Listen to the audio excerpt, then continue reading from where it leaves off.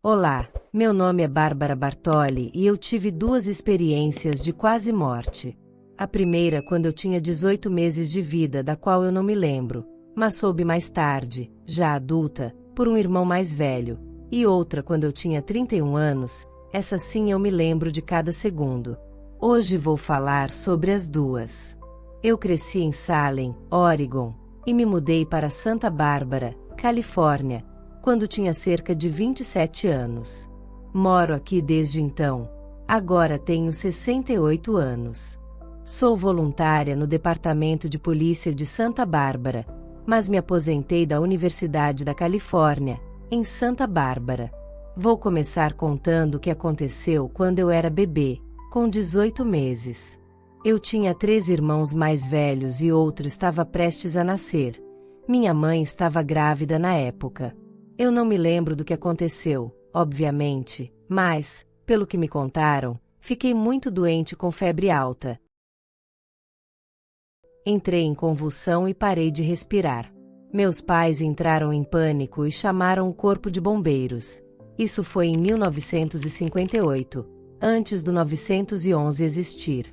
Eles instruíram meu pai a mandar minha mãe me submergir em água morna até o pescoço e ir colocando gelo aos poucos para baixar minha temperatura. Meus 2 irmãos mais velhos correram até a casa dos vizinhos para buscar mais gelo. Meu irmão mais velho me contou essa história quando eu tinha 55 anos. Ele disse que voltou com um saco de gelo e viu minha mãe chorando sobre mim na banheira. Eu estava roxa, mole, sem respirar. Ele entregou o gelo e minha mãe começou a adicionar pedaços devagar. Meu pai gritava ao telefone pedindo uma ambulância imediatamente. Assim que ela adicionou mais gelo, eles ouviram a ambulância chegando. E de repente eu voltei. Ele disse que eu me auto-ressuscitei. Passei de totalmente roxa e sem vida para puxar um grande suspiro, ficar vermelha novamente e começar a chorar. A ambulância chegou, me enrolaram numa toalha, me levaram correndo ao hospital. Minha irmã, na época com 6 anos, subiu as escadas achando que eu estava fazendo birra, porque a babá disse isso a ela.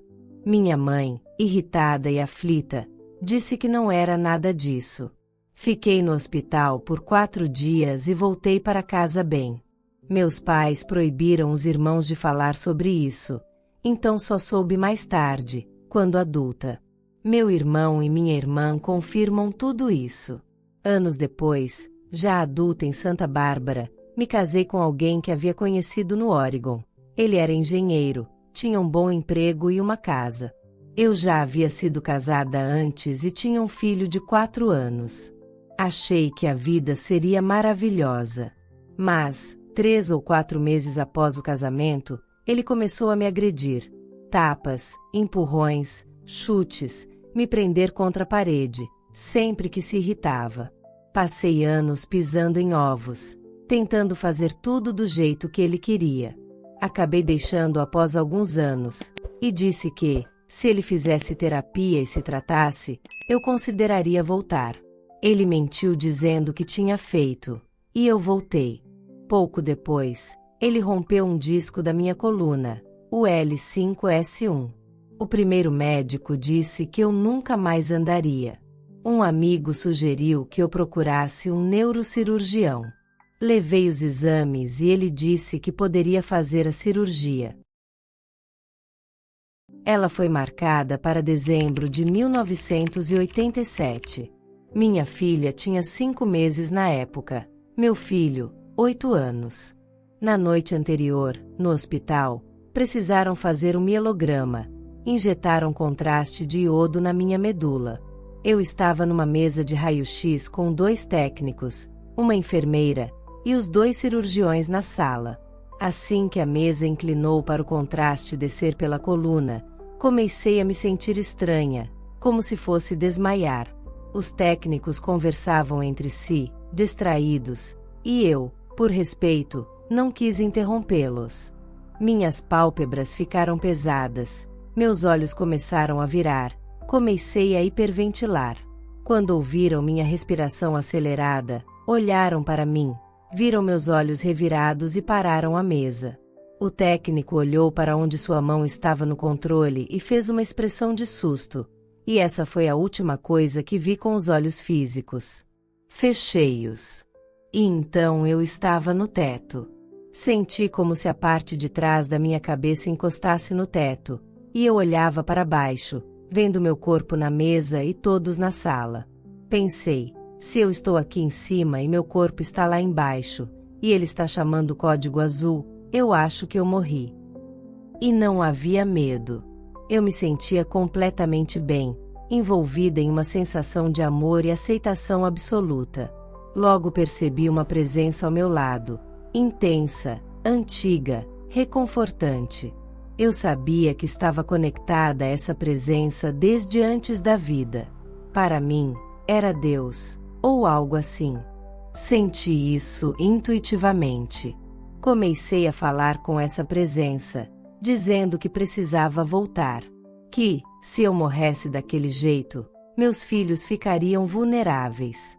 Pedi calmamente 4 vezes para voltar. Lá embaixo, havia caos. Médicos gritando ordens. Enfermeira pedindo desfibrilador, pessoas correndo. Colocaram oxigênio no meu rosto. Os técnicos faziam massagem cardíaca, alternando a cada 2 minutos. Um homem trouxe um equipamento que eu não reconheci. Só depois entendi que era um monitor cardíaco, e vi meu próprio traço contínuo, a linha reta do coração parado. Continuei dizendo que precisava voltar. O neurocirurgião disse ao ortopedista que já tinha passado tempo demais e que eu provavelmente estaria em estado vegetativo. Então o ortopedista se aproximou, pediu espaço, levantou o punho e deu um golpe forte no meu peito, o precordial thump. Vi tudo de cima. Meu corpo reagiu, mas eu não voltei. Então ouvi a presença me perguntar: mas, se você voltar, ainda estará no seu casamento. O que vai fazer? E imediatamente surgiram diante de mim cenas, todas as agressões que sofri. Fui obrigada a refletir. Pensei nos anos tentando ajudar meu marido a mudar, nas terapias que ele recusou, nas cartas que escrevi, no ano em que o deixei. Eu vi tudo. E percebi, ele não ia mudar. Eu precisava mudar. Eu precisava sair de vez. Então respondi: se eu voltar, prometo que vou ser forte o bastante para deixá-lo. No instante em que terminei a frase, ele golpeou meu peito pela 2ª vez, e voltei. Abri os olhos com a máscara de oxigênio. Perguntei o que tinha acontecido. A enfermeira pediu para eu não falar. Depois de 20 minutos, tiraram a máscara. Contei o que tinha visto, quem estava ao telefone, quem trouxe o carrinho de oxigênio, quem operava o monitor, como os técnicos trocavam na massagem cardíaca. Disse exatamente o que o neurocirurgião havia dito, e, quando mencionei isso, ele fechou os punhos, irritado, e saiu da sala dizendo que não ouviria nada daquilo. O ortopedista ficou, segurou minha mão e pediu que eu contasse tudo com calma. Depois me levaram para o quarto. Ninguém no hospital quis discutir o assunto, claramente com medo de processo. No dia seguinte, ambos os cirurgiões vieram falar comigo. Quando perguntei o que havia acontecido, o neurocirurgião me cortou, dizendo que estava ali apenas para falar da cirurgia. Nunca recebi explicações. Quando contei ao meu marido na época, ele disse que eu devia ter alucinado. Mas eu nunca usei drogas, nunca bebi, nunca usei nada. Minha mãe era policial. Eu cresci longe de tudo isso. Eu sabia que não tinha sido alucinação.